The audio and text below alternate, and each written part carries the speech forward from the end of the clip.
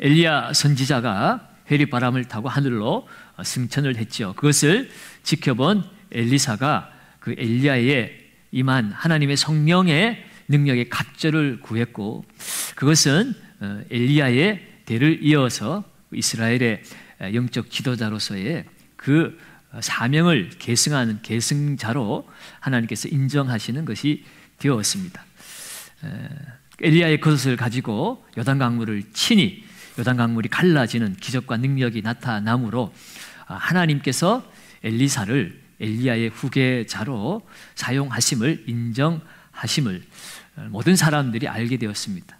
그것을 지켜보았던 베델의 또 여리고의 선지자 생도들이 엘리사를 엘리야의 대를 이어서 이스라엘의 영적 지도자로서 그 지도력을 위임받았음을 인정하게 되죠. 그래서 그 여리고의 제자들이 엘리사에게 나와서 엎드려 경배했습니다. 엎드려 경배했다는 것은 당신을 새 지도자로 맞이하겠습니다라고 인정하는 행위이지요. 지금 이스라엘은 아합과 이세벨의 그 잘못된 우상숭배 정치로 말미암아서 영적으로 많이 혼탁해 있는 상황입니다.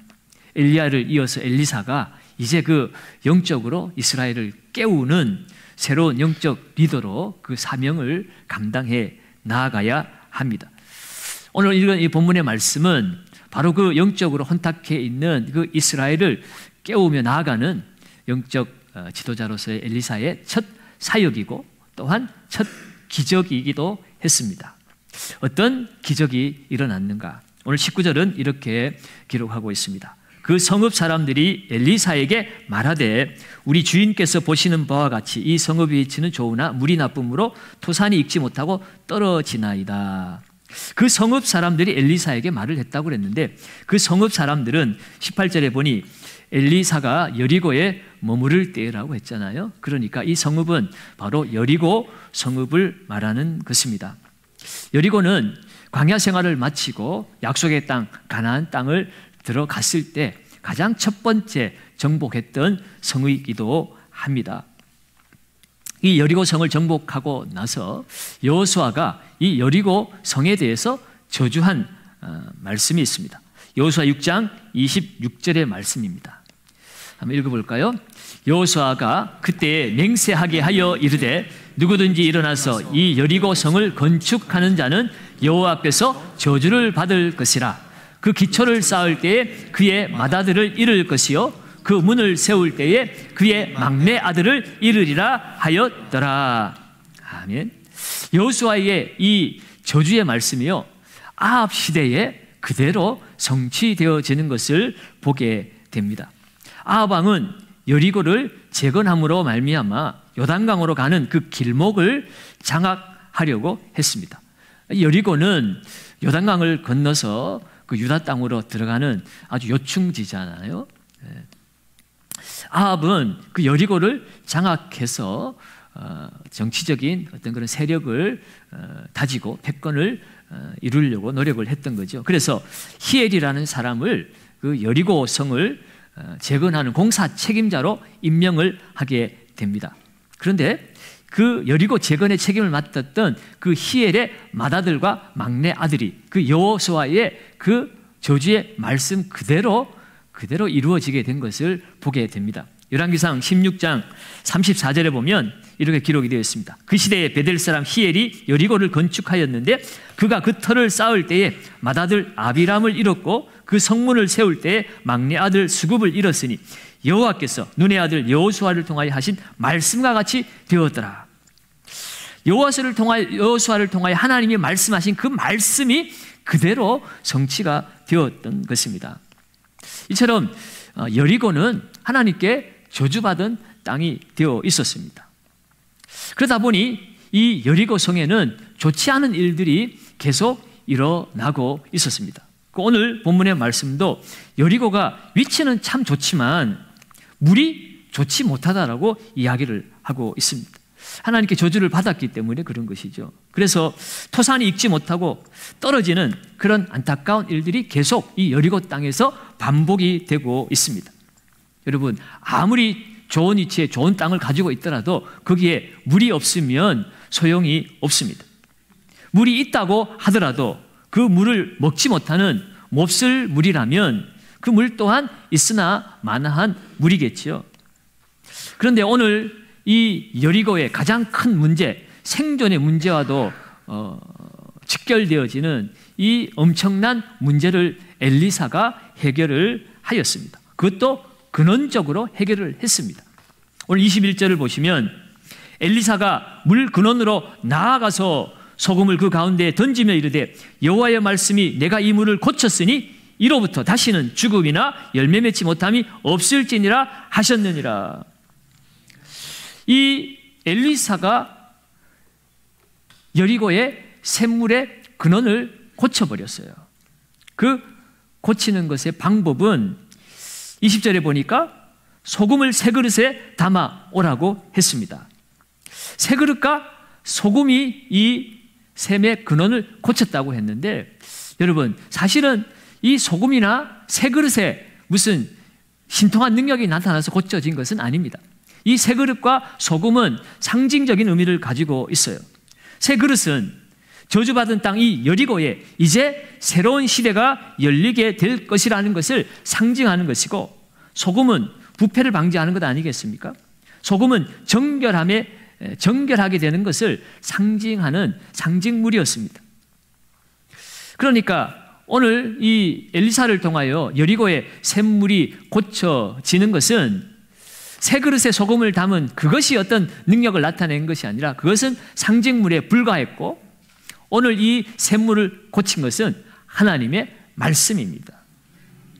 특별히 오늘 이스라엘 이 여리고의 그 성읍의 사람들이 선지자 엘리사를 찾아왔다는데 그 치유의 근원을 우리가 찾아볼 수가 있습니다. 여러분, 그동안 이 샘물의 문제를 해결하기 위해서 얼마나 많은 노력을 기울였겠습니까? 이러저러한 모든 방법들을 다 동원해서 이 물을 고쳐보려고 애를 썼을 것입니다. 그런데 문제가 해결되지 않았어요. 그런데 마침 엘리사가 여리고에 머무는 것을 볼 때에 그들이 이 선지자에게 찾아와서 이 문제의 해답을 찾은 것입니다. 여러분, 선지자는 누굽니까? 하나님의 말씀을 대언하는 사람이에요. 하나님 기름 부어 세우셔서 백성들을 향한 하나님의 뜻을 대신 전하게 하는 사람이 선지자였습니다. 그러니 그들이 선지자에게 이 문제를 부탁했다는 것은 하나님께 엎드린 것입니다. 하나님께 이 문제를 해결해 달라고 호소한 것이에요. 사랑하는 여러분, 우리의 삶에도 여러저러한 문제들이 있습니다. 우리 인간적인 모든 노력을 다 기울여야 되지만, 그러나 정작 필요한 것은 하나님 앞에 나와서 엎드리는 것입니다. 내가 인간적인 모든 동원 수단은 다 동원하는데 결정적으로 하나님 앞에 와서 엎드리지 않고 기도하지 않으면 우리의 모든 수고가 다 헛되는 것이에요.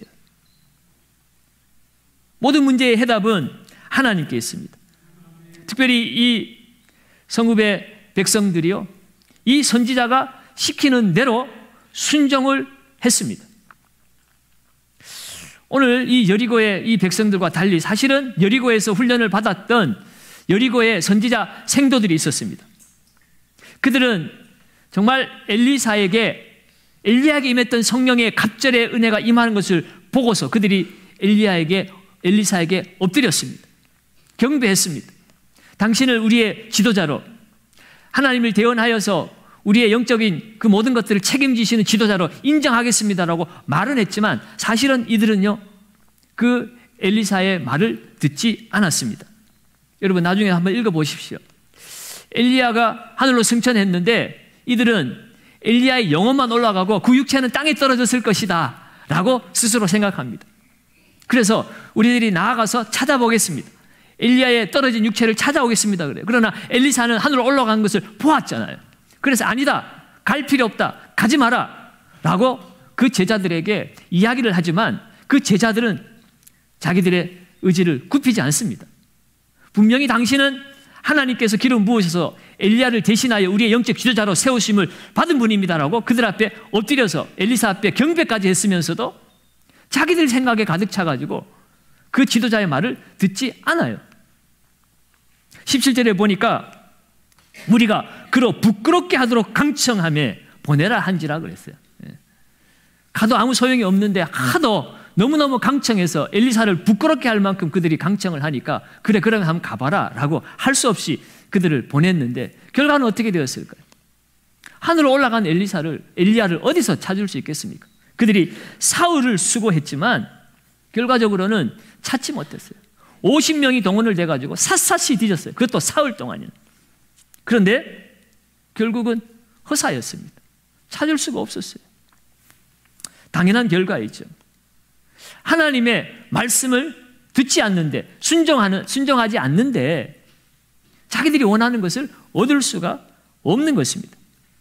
사랑하는 여러분, 오늘 우리도 이 땅을 살아가면서 특별히 신앙생활을 한다고 하면서도 하나님 말씀을 듣고도 그 말씀 앞에 순종하기보다는 내 생각, 내 뜻대로 하려고 하는 그런 어리석음들이 우리 안에 있지 않은지는 모르겠습니다. 안타까운 것은요, 차라리 모르면 순종을 잘해요. 근데 조금 어설프게 아는 사람들이 내 생각에는, 내 소견에는 오늘 이 선지자 생도들이 말을 듣지 않는 겁니다. 그런데 일반 백성들은 하나님 말씀을 듣죠. 자기들이 이제까지 해봐도 안 되는 것을 엘리사가 하라고 하니까 그냥 그대로 순종합니다. 여러분, 소금이 들어가면 물이 깨끗해질까요? 오히려 소금물을 빼야 되죠. 바닷물은 소금기가 너무 많아가지고 먹지 못하잖아요.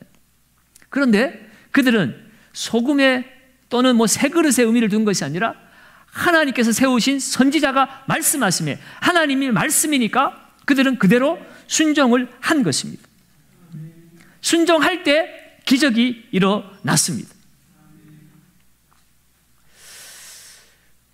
사랑하는 여러분, 기적의 말씀은 기적은 순종의 삶을 통해서 이루어집니다. 하나님 말씀을 순종할 때, 특별히 오늘 이 샘물이 고침받을 때에 사실은 새 그릇이나 그 새 그릇에 담긴 소금 때문이 아니라 엘리사를 통하여 선포되어진 하나님의 말씀의 기적의 근원이 있는 것입니다. 오늘 21절을 다시 보면 엘리사가 물 근원으로 나아가서 소금을 그 가운데 던지며 이르되 여호와의 말씀이 내가 이 물을 고쳤으니, 여호와의 말씀이 이 물을 고쳤으니, 하나님께서 이 물을 고쳤다고 말씀하셨기 때문에 고쳐진 것이지 새 그릇에 소금을 담아서 부었기 때문에 고쳐진 것이 아니라는 것입니다. 하나님 말씀은 선포되었습니다. 내가 고쳤으니 다시는 죽음이나 열매 맺지 못함이 없을지니라 하셨느니라.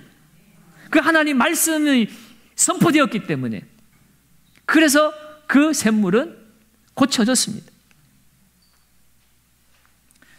사랑하는 여러분, 기적의 원인은 하나님의 말씀에 있습니다. 특별히 오늘 엘리사가 이 여리고에서 하나님의 말씀을 선포했다는 것은 비록 이 이스라엘 땅이 바알과 아세라와 각종 우상으로 말미암아 어두워지고 혼탁해진 이 이스라엘 땅에 이 이스라엘을 영적으로 새롭게 하실 수 있는 분이 오직 하나님이시고 하나님의 말씀뿐이라는 것을 오늘 이 여리고의 샘물을 고치는 이 첫 사건을 통해서 이 이스라엘 백성들에게 가르쳐 주시고 알려주시는 것입니다. 사람의 노력으로도 사람의 경험으로도 사람의 지식으로도 되어지는 것이 아니라 오직 하나님과 하나님의 말씀만이 우리의 인생을 새롭게 하고 우리의 공동체를 새롭게 하실 수 있음을, 그리고 그 말씀 앞에 순종할 때에 우리가 하지 못했던, 우리가 할 수 없었던 그 모든 일들이 하나님이 하시는 놀라운 기적으로 나타난다는 것을 오늘 우리에게 말씀하고 있는 것입니다. 그러면 여러분, 오늘 우리의 삶을 한번 돌아보시기 바랍니다. 우리의 삶이 마치 오염되어서 쓰지 못하는 여리고의 샘 근원과 같지는 않습니까? 그렇다면 우리는 우리 인생의 그 물 근원을 고쳐야 할 줄로 믿습니다. 인간의 근원이 얼마나 병들고 악한지 모릅니다. 예레미야 선지자는 예레미야 17장에서 뭐라고 그랬습니까? 9절에 보면 만물보다 거짓되고 심히 부패한 것이 인간의 마음이라고 그랬습니다. 여러분, 우리의 마음이요, 겉으로는 양복 입고 넥타이 메고 참 깨끗한 사람처럼 보이지만 우리의 마음 속을 들여다보면 세상의 만물보다도 부패하고 거짓된 것이 인간의 마음이라는 것이에요. 여러분, 우리가 거룩한 것은 하나님이 우리를 구별해 주셨기 때문에 거룩할 뿐이지, 하나님이 없으면 우리는 지고화를 막론하고 남녀노소를 불문하고 정말 추악하고 더럽고 부패하고 냄새나는 인생이라는 것을 우리는 인정해야만 하는 것입니다. 이런 인간이 그 마음의 근원, 생수의 그 근원을 우리는 회복해야 합니다. 회복할 수 있는 길은 오직 하나님 앞으로 나아가는 것입니다. 생수의 근원이신 그 하나님의 말씀을 버림으로 말미암아 우리의 인생은 열매 맺을 수 없는 인생이 되었다고 예레미야는 이야기하고 있어요. 그러므로 우리는 생수의 근원이신 하나님을 다시 만나야 합니다. 그렇게 할 때 우리의 인생은 시냇가에 심겨진 나무처럼 날마다 그 하나님으로부터 나오는 그 생수를 통하여 우리는 날마다 푸르고 푸른 인생을 살아갈 수가 있게 되어지고 우리의 인생의 진정한 열매를 맺으며 살아갈 수가 있습니다. 여러분, 성경에 보면 물로 인하여서 이루어진 문제들이 많이 있죠. 그러나 그 모든 그 물의 근원은 오직 하나님께서 고칠 수가 있는 것입니다. 여러분, 에스겔 47장에 보면 선지자를 통해서 보여주신 이스라엘에 대한 환상이 나옵니다. 거기 보면 성전 문지방으로부터 흘러나오는 물이 아라바 바다로 흘러가게 되죠. 그리고 나서 그 물로 말미암아 세상이 다시 살아나는 그 역사가 보여지게 되어집니다. 죽은 바다와 강들이 살아나기 시작합니다. 그곳에 많은 물고기들이 번성하고 강가로는 각종 나무 실과들이 열매를 맺습니다. 그리고 그 잎사귀는 약의 재료가 된다고 그랬어요. 여러분, 이 성전 문지방으로부터 나오는 이 물이 예표하는 것이 무엇이겠습니까? 바로 예수 그리스도이십니다. 예수 그리스도 생명의 복음이 예루살렘으로부터 시작해서 온 유대와 사마리아 땅끝까지 흘러감으로 말미암아 온 세계 열방이 치유받고 회복되어질 것임을 예표적으로 구약에서 보여주신 것이죠. 예수님이 이 땅에 오셔서 예수님 당신 스스로도 자신은 생수의 근원이라고 말씀하셨어요. 요한복음 4장에 보면 사마리아 여인을 만나서 예수님이 그 여인에게 뭐라고 말씀하십니까? 요한복음 4장 14절에 내가 주는 물을 마시는 자는 영원히 목마르지 아니하리니 내가 주는 물은 그 속에서 영생하도록 솟아나는 샘물이 되리라. 아멘. 주님을 만날 때 영원히 목마르지 아니하는 생수를 우리가 마시게 될 것이라는 것이에요. 그 생수가 바로 예수 그리스도라고 말씀하십니다. 요한복음 7장에서도 예수님은 초막절날 마지막 날에 백성들에게 서서 외쳐 말씀하셨어요. 뭐라고 말씀하셨습니까? 나를 믿는 자는 성경에 이른 것 같이 그 배에 생수의 강이 흘러나오리라 하시니 이는 그를 믿는 자들이 받을 성령을 가리켜 말씀하신 것이라. 예수를 믿을 때에 우리의 배에서 생수의 강이 흘러나리라고 그랬습니다. 그 생수는 바로 예수 그리스도의 영이신 성령이라고 말씀하시는 것입니다. 사랑하는 여러분, 오늘 우리가 열매 맺는 인생 되기를 원하십니까? 그렇다면 우리는 예수 그리스도를 제대로 만나야 합니다. 예수를 만나서 우리의 인생의 진정한 근원이 치유되어야 합니다. 예수 그리스도가 우리의 마음의 주인이 되어주시고 예수 그리스도 영이신 성령께서 우리의 마음을 지배하고 다스릴 때에 우리는 열매 맺는 인생이 되어질 수 있다는 거예요. 그렇지 않고서는 우리는 열매 맺을 수가 없어요. 아무리 높은 권세를 가지고 아무리 많은 돈을 벌었다 할지라도 내 마음이 성령의 지배를 받지 못하면, 하나님의 말씀의 지배를 받지 못하면 결국 내 육신의 정욕을 따라 살 수밖에 없고 내 경험을 따라 내 지식을 따라 살 수밖에 없고 결국 그것은 마음보다 거짓되고 부패한 것이 우리의 마음이라고 그랬으니 우리 육체의 본성은 신뢰할 만한 것이 못 됩니다. 오직 하나님의 성령을 따라 다스림을 받아야 하는 것입니다. 여러분, 열매 익을 때가 되었는데 그 열매가 달리지 않는 그런 과실나무를 보면 얼마나 그 주인이 답답해 하겠습니까? 우리 인생도 마찬가지예요. 하나님 우리가 이 땅 가운데 살면서 열매 맺는 삶을 살기를 원하시는데 우리가 열매 맺지 못하고 살면 하나님 우리를 보시면서 얼마나 답답해 하실까요? 여러분, 오늘 우리가 다시 열매 맺는 삶을 살기를 원한다면 오늘 우리의 믿음을 다시 한번 점검해 보시기 바랍니다. 예수가 능력의 근원이십니다. 예수가 치유의 근원이십니다. 생수의 근원이신 예수님 앞으로 나아가야 합니다. 마가복음 16장 17절 18절에 뭐라 그랬습니까? 믿는 자들에게 이러한 표적이 따르리니, 믿는 자는 바로 예수 그리스도를 믿는 자에게 예수 그 이름에 권세와 능력이 있습니다. 예수를 믿음으로 말미암아 우리의 삶에 표적이 나타난다고 그랬어요. 귀신이 쫓겨가고 새 방언을 말하고 뱀을 집어도 독을 마셔도 해함을 당하지 않고 병든 자들에게 손을 얹어 나으리라. 여러분, 예수 그리스도는 어제나 오늘이나 영원토록 동일하신 하나님이십니다.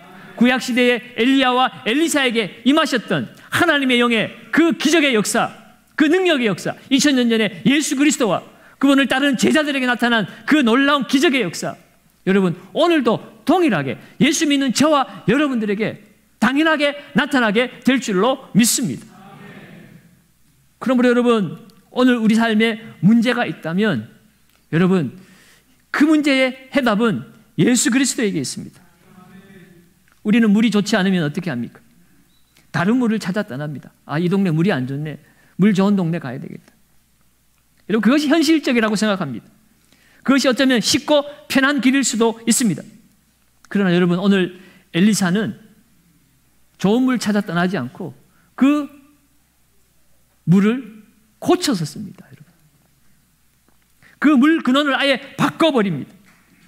그리고 그 물 근원은 아예 영원히 고침을 받았습니다. 22절에 보면 그 물이 엘리사가 한 말과 같이 고쳐져서 오늘에 이르렀더라. 엘리사를 통하여 말씀하신 하나님의 말씀이 영원 끝날까지 그대로 적용이 되어지는 것입니다. 여러분, 엘리사가 활동했던 시기는 주전 860년입니다. 그리고 이 열왕기서가 기록되어진 시기는 그들이 포로 가운데서 돌아온 다음에 기록이 되어졌어요. 기록이. 그러니까 한 300년 정도의 기간의 차이가 납니다. 주전 560년경에 이 열왕기서가 기록이 되었거든요. 여러분, 그리고 이 말씀은 지금도 유효합니다. 하나님이 고치셨기 때문에. 여리고의 물은 지금도 먹을 수 있습니다. 하나님이 고치셨기 때문에. 생수의 근원이신 예수님을 만나면 우리의 인생도 영원히 깨끗하게 될 줄로 믿습니다. 주님이 우리를 만나주시고 우리를 지켜주시면 영원 끝날까지 우리를 지키시는 줄로 믿습니다. 우리의 삶에 문제가 생기고 어려움이 생길지라도 주님이 우리를 고쳐서라도 우리를 끝까지 붙들어 쓰시는 줄로 믿습니다. 그러면 여러분, 오늘 예수 그리스도의 능력만이 오늘 이 시대를 새롭게 하실 수 있음을 믿으시기 바랍니다. 특별히 오늘 우리는 엘리사처럼 오늘 이 시대에 우리가 감당해야 될 사명이 있습니다. 이 시대에 여리고와 같은 인생들을 우리가 찾아가야 하는 것입니다. 물 근원이 좋지 않는 여리고처럼 인생의 그 마음의 근원이 좋지 못해서 울부짖고 고통하고 아파하는 인생들에게 나아가야 하는 것이에요. 그들에게 예수 그리스도, 그 생명의 예수 그리스도의 영원한 생수를 우리는 그들에게 전해 주어야 하는 것입니다. 그들이 우리 교회로 찾아오게 해야 하죠. 고장난, 썩어 먹지 못하는 그 인생의 물 근원을 가지고 주님 앞으로 나와서 생수의 근원이신 예수 그리스도의 생명의 말씀, 복음을 듣고 그 인생이 치유받고 회복되어지는 일이 우리의 삶에 일어나야 됩니다. 여러분, 그것이 우리의 삶에 일어나지 않는다면 여러분, 교회는 존재 이유가 없는 것이에요. 생명의 복음이 흐르지 않고 그 복음 앞에 치유받고 회복되어지는 역사가 일어나지 않는 교회는 여러분, 그것은 개모임이나 뭐 다를 바 있겠습니까? 우리끼리 모여가지고 그냥 친교 모임 하는 거지. 그것을 교회라고 말할 수는 없습니다. 그리스도가 역사하는 곳이 교회이죠. 그러므로 우리는 우리의 사명을 다시 회복해야 할 줄로 믿습니다. 하나님께서 엘리사를 사용하셔서 여리고를 새롭게 하셨던 것처럼 오늘 우리를 들어서 우리가 살아가는 이 시대를 하나님께서 새롭게 주실 줄로 믿습니다. 그 사명 때문에 오늘 우리가 이곳에 부름을 받았고 존재하는 줄로 믿습니다. 여러분, 우리가 먹고 사는 일도 바쁘죠. 그것을 위해서 사는 것만 해도 정말 가슴이 벅차고 머리가 빠개질 것 같고 그렇습니다. 그러나 그 일에는 전념하면 전념할수록 더 머리 아프고 더 몸은 부딪혀 아픕니다, 여러분. 정말 우리가 해야 할 일은 내 인생의 그 마음의 근원이 예수 그리스도로 말미암아 치유받고 회복되어야 되는 것이고, 그것이 나만으로 끝나는 것이 아니라 정말 그 인생의 마음의 근원이 문드러져 있는 그 인생들에게 찾아가서 예수 그리스도 그 구원의 이름을 우리는 전해 주어야 되고, 그 구원의 기쁨으로 충만할 때에 그 행복이 우리의 진정한 인생의 행복으로 다가오게 될 줄로 믿습니다. 돈이 세상을 변화시키는 것도 아니고 권세가 세상을 변화시키는 것이 아니고 행복한 그리스도의 사람이 세상을 행복하게 만들게 될 줄로 믿습니다. 오늘 이 밤에 우리가 부르짖어야 될 이유가 있다면 내가 예수 그리스도와 동행하는 행복한 인생이 되어야 하기 때문입니다. 내가 예수를 만났다는 그런 확실한 고백이 있을 때 내 가정이 회복되어지고 내가 살아간 내 삶의 현장이 회복되어지기 때문입니다. 여러분, 오늘 이 밤에 무엇을 구하시겠습니까? 오늘 생수의 근원이신 예수 그리스도를 만나게 하여 주시옵소서. 예수 그리스도를 만나는 기적이 내 삶에 이루어지게 하여 주시옵소서. 여러분, 이것이 우리의 오늘 이 밤의 기도 제목이 되어야 할 줄로 믿습니다. 오늘 이 밤에 주님을 만나시고 주님을 만난 그 감격과 기쁨으로 이 세상을 바꾸어내는 기적의 통로가 되어지시는 저와 여러분들 되시기를 예수님의 이름으로 축원드립니다.